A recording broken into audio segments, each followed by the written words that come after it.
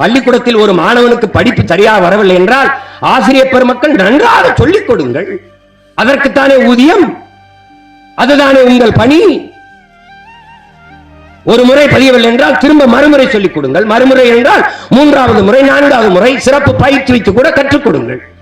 அதை விட்டுவிட்டு ஆடு மாடு மேய்க்கத்தான் லாயக்கு என்றால் ஆடு மாடு மேய்ப்பது அவ்வளவு இழிவு அவமானம் ஆகிவிட்டதா? ஆடு மாடு மேய்ப்பது அவமானம் அல்ல, வெகுமானம், வருமானம் என்பதை உணராத வரை உன் நாடு பொருளாதாரத்தில் வளராது, ஒரு மயிரையும் புடுங்காது. என்ன புரிதல் இருக்கிற உங்களுக்கு? அவ்வளவு அவமானம். ஆனால் வாரம் ஞாயிற்றுக்கிழமை ஆனால் கறிக்கடையில் போய் நின்று 1/2 கிலோ கறி கொடுங்கள், எலும்பில்லாத நல்ல கறியாக கொடுங்கள், நெஞ்செலும்பு கறியாக கொடுங்கள். அதை எந்த நாக்கு கேட்கிறது? எங்கிருந்து வரும்? ஆடு மாடு எங்கள் ஆயர்குடி மேய்க்கவில்லை என்றால் கறிப்பால் எங்கிருந்து வரும்? எங்கிருந்து வரும்?